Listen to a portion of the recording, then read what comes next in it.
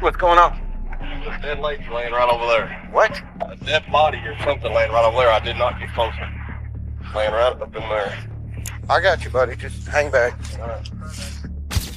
This shocking discovery of a dead woman was just the beginning. The officers walking into that scene were not prepared for the confusion and heartbreak awaiting them the next 24 hours.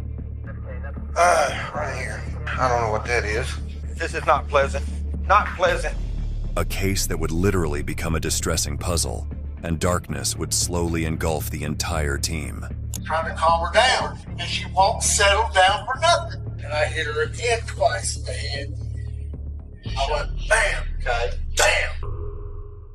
On the morning of June 20th, 2018, a call came through to the Blytheville, Arkansas Police Department. 911. Yes, I think I just found a dead body. Okay, where at, sir? I am on the intersection of 21st and Cherry. Because I was doing a meter test and walked up on it. I didn't get super close. Can you tell anything? Is it a male or a female? No, I didn't get that close. Is it a black male? Is it a black person or a white person? It's a black person. How far are you from it? Close as I want to be. A passerby reported seeing what appeared to be the dead body of a black person in an abandoned house on the outskirts of the town. Lieutenant Michael Danar of Blytheville Police Department was dispatched immediately to investigate. As he made his way to the scene, he prepared himself, sensing there might be more to this case than the initial report revealed. 17 PD, you advise 21st Cherry? Yeah. Lieutenant Danar was awaited by the 911 caller, who was a gas company meter reader on his way to work. That morning had started like any other, but had him stumble upon a sight that had left him shaken. What's going on? There's a dead lady laying right over there. What? A dead body or something laying right over there. I did not get closer. Laying right up in there.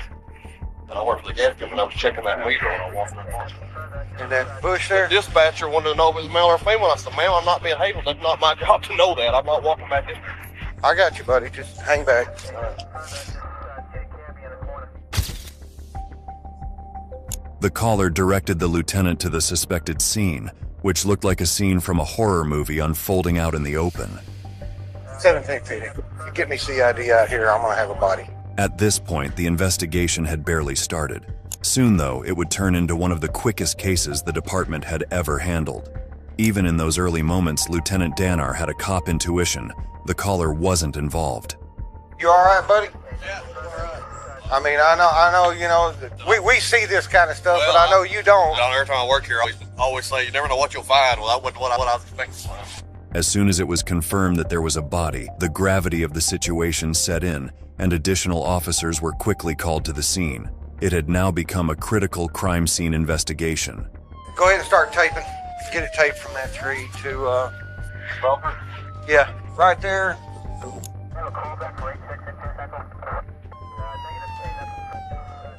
Hit your lights. Let's leave the house. Not yet. This is not pleasant. Not pleasant. With the area sealed off, the examination was about to begin. But before that happened, there was one pressing uncertainty. Was the perpetrator still within the area, possibly hiding nearby, or inside the house? Officers drew their guns and slowly walked in, not knowing what or who they would find. But they were certain of one thing. Everything was of utmost importance to the case. Put it in.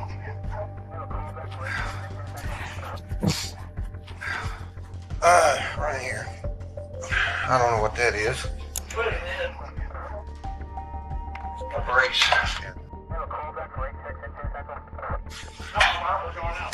We're on the way. When the last of the rooms had been cleared, and the forensic team finished their survey of the house, their attention turned once more to the body, and they knew this was not an accident. They made some disturbing observations.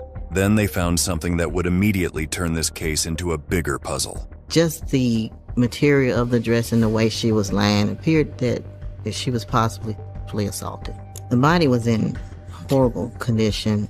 At the time, it was so many bugs and flies on it that you wasn't too sure what happened. As I was taking photos of her body, I noticed that there was a small puzzle piece stuck to her stomach area. The unidentified woman was not killed at this abandoned house, nor were there major giveaways about her identity. No wallet, no ID, just a body with a puzzle. But one thing that stood out was a floral tattoo on her arm. As detectives began their investigation, the scene quickly attracted a crowd of curious onlookers. Their first clue and suspect were just within the investigators' reach. I received information from an officer that Jasper Perry had come to the scene and told them that he had been looking for his friend, and her name was Bianca Rayner. Their Jane Doe could be Bianca Patrice Rayner, but before they could find out more about this, the mystery man disappeared. When we're working a crime as heinous as this, to have a bystander come up and ask officers, "Did you find Bianca Rayner?" That's odd. The bystander named Jasper Perry was tracked down, and an officer reached his house. It seemed like they were on the verge of confirming the identity of the victim and cracking the case wide open. Hey, Jen. All right. Would you be willing to write me a statement about Bianca? I left the scene, went a few blocks to the house, and talked to Jasper Perry. Can you write me a statement about Bianca, about maybe what she was wearing, anything like that? See, right at this point, we're trying to eliminate everything. Okay, she had on a dress. She had on dreads? A dress, like a black and pink dress. Was it striped or? Striped. Striped? Yeah. Black and pink dress? Yeah. She told me she going to Miss Payton shop and she'll be right back. But if it's her name Bianca, Rayner. Bianca Rayner. Okay. The clothing Jasper has described on her friend Bianca Rayner matched with their Jane Doe. To confirm the identity, an officer would meet Bianca's family. Family members started to tell us about the tattoos that was on Bianca's body, which included a rose and her children's name on her leg. I was able to again go through the pictures that I had taken of the body and verify that it was Bianca Rayner. Bianca was a 29-year-old woman and a mother of two. Positive identification was a significant head start. While waiting for the autopsy results, the investigators turned their attention to Bianca's family. They began piecing together what the family knew about her life and the tragic fate she had met. Bianca was the first daughter that I had, believe it or not, and I call her my daughter because she was with me from the time she was a year old up until she got grown. She was my son's daughter. And when she came to live with me, everything was just wonderful because I had him there, I had her there. She was my prize. Jasper had provided the information to the Blytheville police that had helped identify the victim, but that did not blind detectives' sight. He seemed like a suspect to them from the beginning. Jasper Perry claimed that he knew Bianca. We wanted to know what their relationship was. Were they involved or just friends? At this point, we considered him to be a suspect because he was the last person to see her. Jasper was summoned to explain himself. How was it that he was the last to see Bianca alive, yet someone else was responsible for her death? When was the last time you saw Bianca? It's either a day and a half or 2 days ago. So it was either Monday or Tuesday, right? I'm not sure. You're not sure? Mm-mm. Who is Bianca to you? Just a friend. Just a friend? I met her or whatever, and she said she ain't had nowhere to go, so I let her stay at my house. All her clothes still at my house right now. Were you involved with her? No, we was just friends. Never had a... Never had a relationship with her. I was just trying to help her out. Okay. The sexual motive carried heavy importance because the condition they had found the body in betrayed major SA signs. She had not only been strangled with the cords around her neck, but that she had also been bludgeoned and had been sexually assaulted. Jasper was not only giving signs of deception, he was also the strongest lead in the case at that moment. However, he was not ready to come out clean, but then the detectives noticed something that made their suspicions deeper. What's that on your arm there, Jasper? What's what? On the back side of your arm there. I cut yards. And I was trying to fix my wheel and my lawnmower or whatever. You scraped your arm up? Nah, burnt it. After speaking to the victim's grandmother and knowing that she would have been a fighter, Mr. Perry had some wounds on him that we noticed that we thought were possibly defensive wounds. So we did suspect that he was involved in Miss Rayner's death. The grip on Jasper became tighter, and the interrogation was suddenly more intense to find out the full truth. If Jasper was still not willing to spill it, they were prepared to go an extra mile. Jasper Perry gave us a story which we didn't believe, so we offered him a polygraph. He agreed to take it. Detective Jason Simpkin administered the polygraph test. Remember which one you're going to lie on? Yeah. Which one? Did you write the number 3? Is your first name Jasper? Have you ever hurt a family member? The test is about to begin. Please remain still with your feet flat on the floor, facing forward. Did you kill that woman? No. Did you help plan or participate in the killing of that woman? No. After hours of questions, Jasper was called back once the result was in, and it was going to shock Jasper. Jasper, I've scored the charts. I've looked at everything. It's obvious you're not being honest with me about your involvement with her death. Man, this test is not right. It's not right. So what questions did I fail? Failed all of them. You failed the test. The polygraph results were all over the place. Jasper was either trying to deceive the police or hiding something crucial about Bianca's death. And so they changed tactics and turned up the heat on the suspect to force out the information. You lied. But I lied. You're caught. You killed her. Now, here's the thing. You said I killed her? Yes. I'm saying you killed her. Man, that's on my kids. I didn't Don't put anything on your kids. Don't do that. Oh my God, man, y'all finna charge me with a murder. Now, let me tell you this. All right? Looking at how she was, I mean, you felt bad about what you did. You did. It was obvious. I swear to God. I don't think it was on purpose. But I'm telling you, I don't think it was on purpose. Sir, I didn't kill her. They decided to intensify the pressure a little more, as they felt that it might draw out the secret he was harboring. As far as polygraph being used in court, in the state of Arkansas, it is inadmissible. However, it is a tool that we use in the investigation to help steer us. The interrogators grilled Jasper for hours, but he only repeated one thing: he was innocent. Eventually, they stopped asking what he was hiding and began accusing him outright of killing her, hoping to force a confession. There's one or two things happened here, okay? You're a cold-blooded killer that needs to be locked up and the key thrown away. You're a person that made a mistake. I didn't kill her. Nothing seemed to work in uncovering what Jasper was hiding. We knew that if he did have something to do with her, it was possible that his DNA would probably be on her. We didn't have any analysis back at this point, so we didn't know. At that point, I don't know if he's going to be the person who actually killed Bianca, but he's definitely going to be a suspect until we determine why it is that he was deceptive on this test. Eventually, the detectives had to release Jasper for the time being. They knew they had to leave this loose end for now and follow him from another angle, either by waiting for the autopsy results, which were due in a few days, or by uncovering a new lead.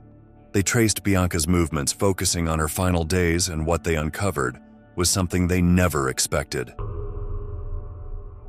In her last few weeks, Bianca had frequented a man, but to their surprise, it was not Jasper. It was, in fact, a completely brand new lead. We had learned that Bianca had actually recently been on a weekend trip, so to speak, with another gentleman. He was married, so we just needed now to locate him and talk to him and find out exactly what was he doing with her. Why did they go out of town? What kind of relationship did they have? Detectives were soon interviewing this new lead at the station. How do you know Bianca? We met about a month ago. She was one of my employees' friends, and she came over to his house. I met her over there. What kind of relationship did you and her have? Friends and stuff. She's kind of wild, young and stuff, free spirit. But we're being told that you and her went out of town last week together. Yeah, I got a business in Mississippi too. She rode with me down there. She was kind of wild, yet they were out on a weekend trip. Was this man giving away slight signs that he was in fact involved in something related to Bianca's murder? He did not own up to anything, just like Jasper, but there was one more similarity. At this point, he's acting suspicious. We, of course, wanted to question him to find out what his whereabouts were for the last few days so we could narrow him down as a suspect or eliminate him as a suspect. They needed to know more, and so they darted more specific questions related to the trip that was now under their radar. So how long were you out in Mississippi? 4 days. 4 days, yeah. Our trip got cut. We stayed at a resort where I do my work at on the beach. Did he clean you out? We had a good time. No, I mean. Oh no. When was the last time that you sat? Last time I saw her when I dropped her off from when we got back from Mississippi, probably like 2 weeks ago, probably like 10, 11 o'clock at night Monday. It might have been Tuesday, I'm not sure. Oh, it's been a while. Despite what the detectives had, it wasn't enough to pin anything on the new suspect. He seemed elusive and less than truthful. Yet, like Jasper, he was released. For now.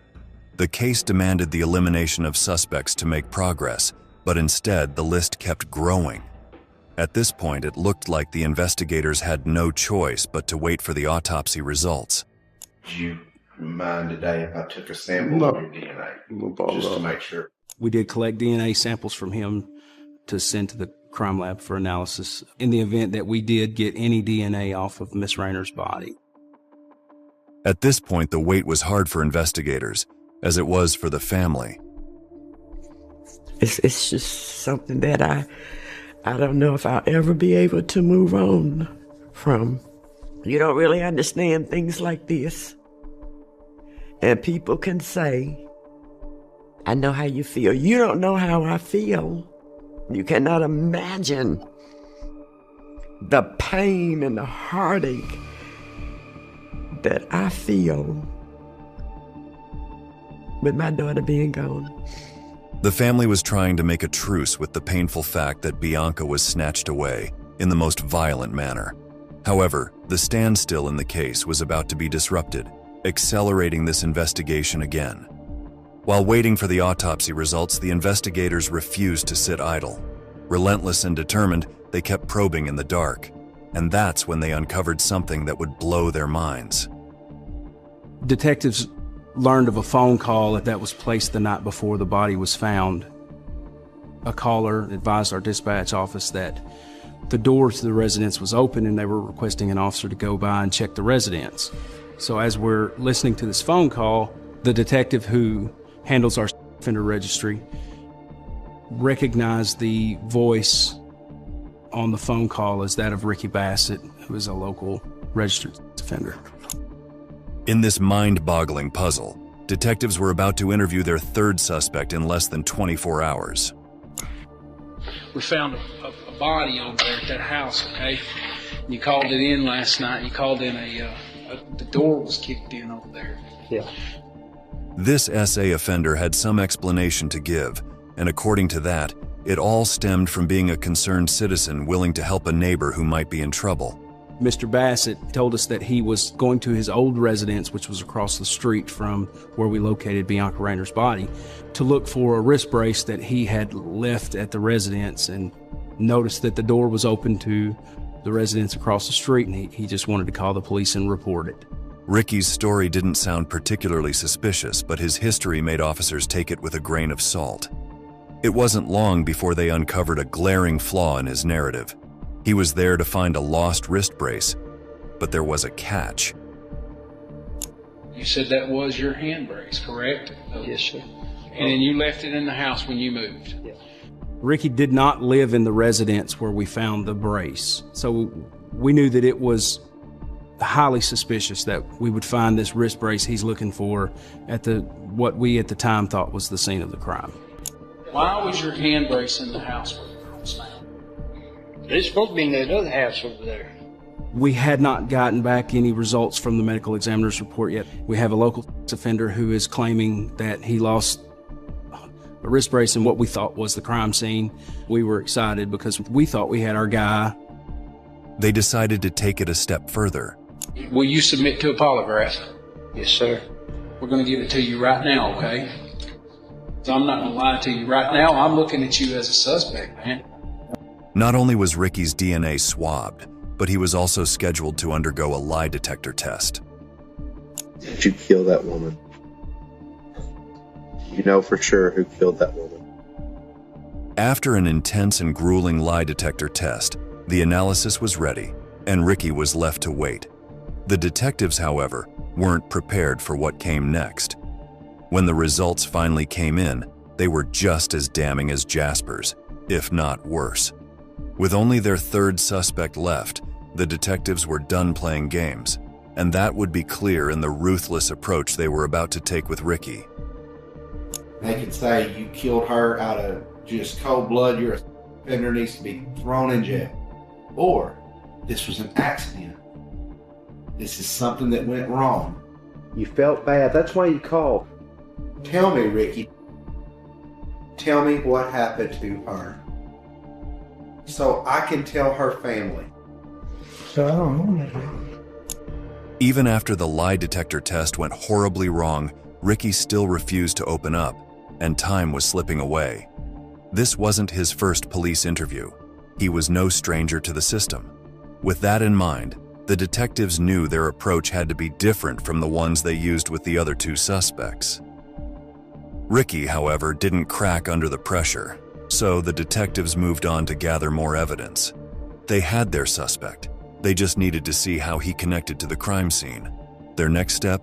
Back to where it all started. Ricky was recently living across Bianca's house, and they decided to talk around this house where someone else lived now.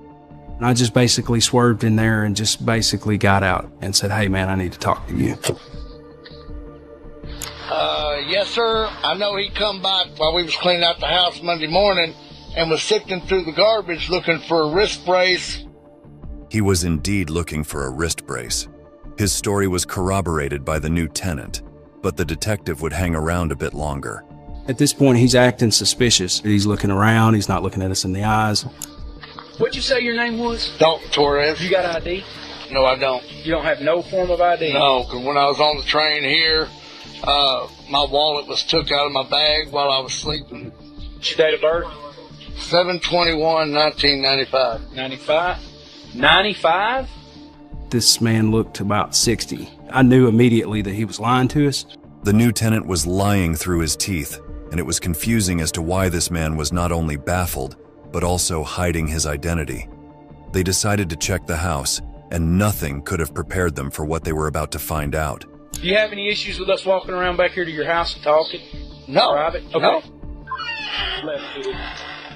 You can see what a mess the house is in. All that's like puzzle pieces and stuff that we swept out of there. The moment the detectives stepped into the house, they found something that made it clear. They were standing at the crime scene. This house needs a lot of work. We can see these puzzle pieces laying all over the floor in the hallway, and they're covered in a stain that we automatically recognize as blood. We knew at that point, we've got our crime scene. We were there. We were where we needed to be. They were looking to garner evidence against their strongest suspect, Ricky, but instead, they were about to bring back to the station a new suspect altogether, and the drama was nowhere near an end. Hey, do you mind coming up to the police station with us and talking to us? Well, I want to sit down and talk to you slowly, okay? You're not under arrest. I'm going to put you in some cuffs for safety reasons, okay? I just basically wanted to keep him calm and put him in cuffs. I didn't know if he had a gun because I hadn't searched him yet. The man had lied about his identity because when the detective searched him for the weapon, he would find his ID card, the same one he said was lost around 10 minutes ago. And the ID had a different name. I'm going to take some stuff out of your pockets here, all right? You didn't lie when you said you didn't have no ID, did you? You got a driver's license? Like I said, my whole wallet was took. I got that wallet from a friend of mine. Well, that looks an awful lot like you in that driver's license. It's not me. I didn't know who I was talking to until I found his driver's license. I'm looking at the picture, I'm looking at him. It was obvious that he was Harold Bennett. You got a reason to lie to me about who you are? No, I don't. All right, you're in custody right now, okay? Just until I figure out who you are. The tenant told the detective it was his friend's ID, yet the picture looked like him. To confirm his ID, the detective would play an old school trick that resembled that of a James Bond movie. Hang on, Harold. Dalton. My bad, brother. You responded well to Harold, though. He called him Harold, and the suspect responded. We knew that if he's lying to us about that, then he probably knows a lot more about Miss Rayner's case. You're Harold Bennett. Why would you lie to me and tell me that you're not Harold Bennett? Because I have 8 warrants in Arkansas. We find a girl that we believe is across the street from your house. I didn't do that. Listen, you won't talk. I wasn't even here then. You lied to us about who you are. At this point, I suspect that you did something to the girl. No, I did. God's honest truth, I didn't. I'm not lying either. Okay, we're going to talk about it, brother. The suspect, whose identity was now confirmed as Harold, was brought back to the station for further questioning.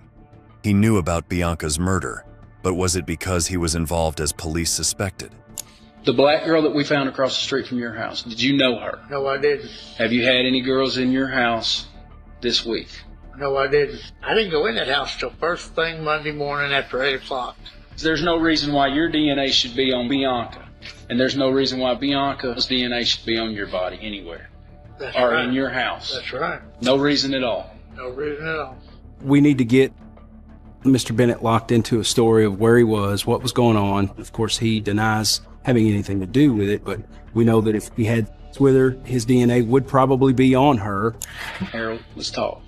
And if you had sex with the girl, if she was and you had sex with her, just tell us, man. If you had sex with her, I don't care. All I care about is if you killed her. Listen, buddy. If you had sex with that girl and you don't tell us and her DNA comes back on you, you're count. Did you have sex with her, Harold? The investigators were playing interrogative tricks on Harold, encouraging him to come clean, or his position could get much worse. Y'all would think I was guilty of killing her if I said yes. I didn't kill anybody. I ain't never done that. If you tell me you had sex with that girl and you didn't kill her, at least you're being honest with me. But if you tell me you didn't have sex with her and her DNA comes back on you, Harold, that's going to look bad, man, and I'm not going to believe you if I ever talk to you again. Apart from Harold's lies, there was a strong reason why the detectives believed Harold and Bianca had contact the night of the murder. It was because of the puzzle piece found on Bianca's body. It seemed it stuck around from Harold's living room. The detectives' questioning tactic would pay off. Yes, I had with her. Yes, I paid her $50 because she said that's what her price was. And I had trouble maintaining, and everything. So we didn't have probably more than 5 minutes, and it was over with. Did that make you mad?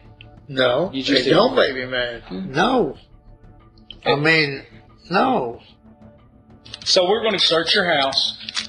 But I didn't kill nobody, sir. Well, I swear to God I didn't. Now that Harold had come clean about his relationship with the victim, the detectives began to slowly make other connections that led up to the crime. I tried to appeal to his conscience a little bit, and this is a tactic that investigators use often to try to solicit some information out of the person that we're interviewing. I do know this. You're going to lie to me, Harold. That's just human nature. If I killed somebody, I wouldn't want to say it either, but I'm going to tell you something. And this is not because I'm a cop, because I'm going to charge you regardless. I'm going to be honest with you. If you hold on to that, that will you up for the rest of your life. What's that? The pain of what you did to that girl. I didn't know. That woman had 2 baby girls. 2 baby girls. That will never see her mama again. I did not kill her, sir. Honestly, I believe you killed her. I don't know why. No, I didn't. Let me ask you this question. Why did she have a puzzle piece stuck to her stomach? I have no idea. Detectives were certain that there was more to the story than what Harold had been telling. He was breaking, but they knew there were to be interrogative adjustments before they could expect a confession to the crime or a solid lead. He sticks to his story that they just had since she leaves.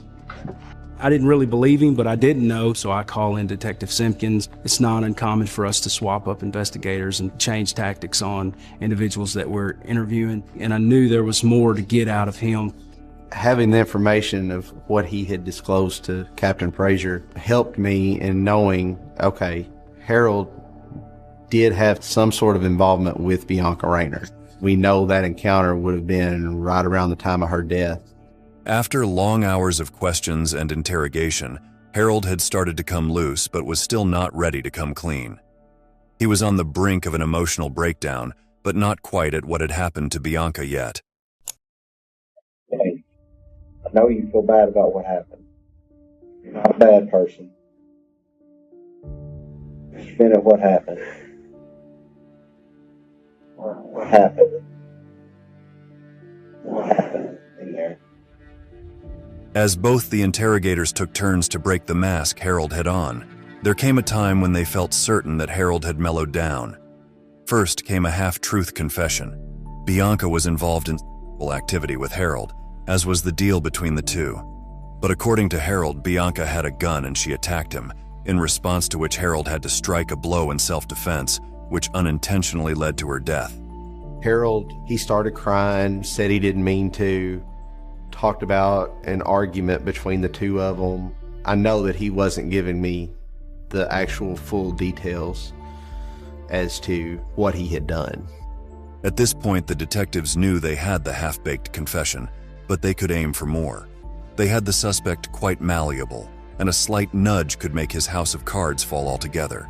That is when they decided revisiting the crime scene might change everything and make him want to come out of his gnawing guilt completely. However, the investigators were about to be surprised in their own game. You go down there and let them show me where it's at. But I got scared. Need a lighter? Get it lit? Alright, let me pull my car out. Right over here, number 8.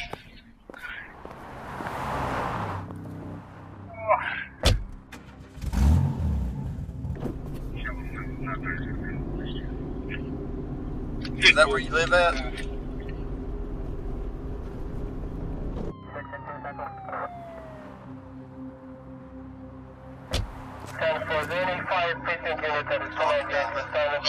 me before everything happened. I want you to show me, okay? Can you do that for me?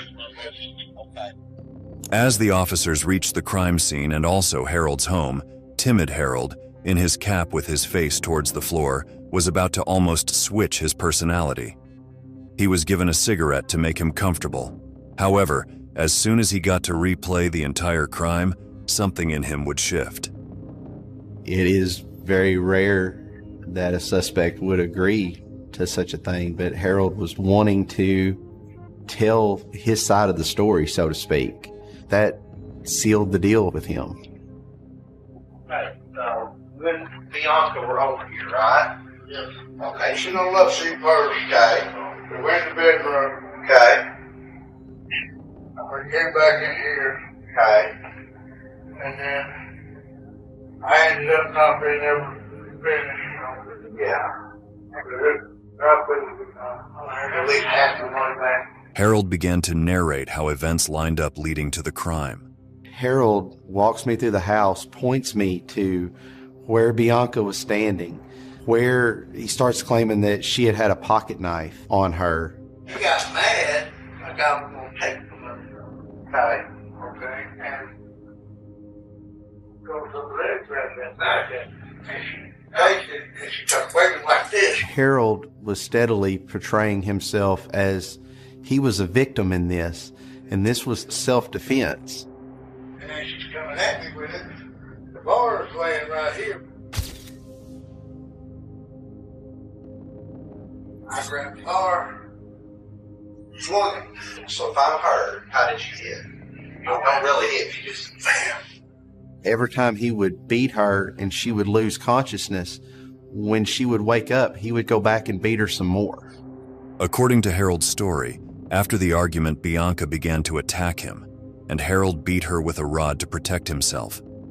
However, Bianca regained consciousness and tried to attack when she woke up.